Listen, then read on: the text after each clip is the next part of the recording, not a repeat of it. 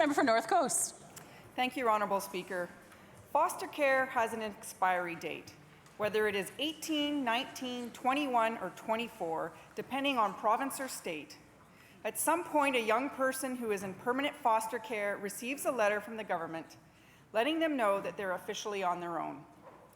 Adoptive mother of a teenager, Aviva Zuckerman-Schur, says, quote, "Yes, it is true that there are some wonderful foster families who stay in touch and support the young people who have lived with them throughout their lives. But this is the exception, not the rule. We should not depend on the luck one might have to be in a foster family where this may occur to ensure that someone has a lifetime connection to a family. When people say things like, quote, 'Why would you adopt someone nearly 18 years old?' What do they need a family for? They are forgetting that families are for more than growing up in. They are for growing old with. They are a place to come home to during winter break at university. They are a place to go for Thanksgiving. They are someone to call when you're feeling sick, and they are someone to celebrate with when you get your first job.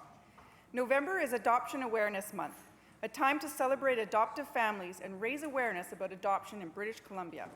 It's an opportunity to celebrate, promote, advocate for, and have a conversation about adoption. It gives us the chance to raise awareness for the 1,000 kids in government care in British Columbia who are still waiting to be adopted. Adopting a child may not necessarily mean adopting a child you don't know. There are many forms of adoption, including families adopting family members, adoption by a step-parent, or adopting a child in foster care. It used to be that only married heterosexual couples could adopt. In 1996, British Columbia adopted a new Adoption Act, which enabled same-sex couples to apply to adopt as couples rather than separately for the first time in Canada. There is much work to do to achieve higher adoption rates in the province, but I would like to applaud the Minister of Children and Families Development for the lift that she provided in 2014 to improve adoption rates in British Columbia.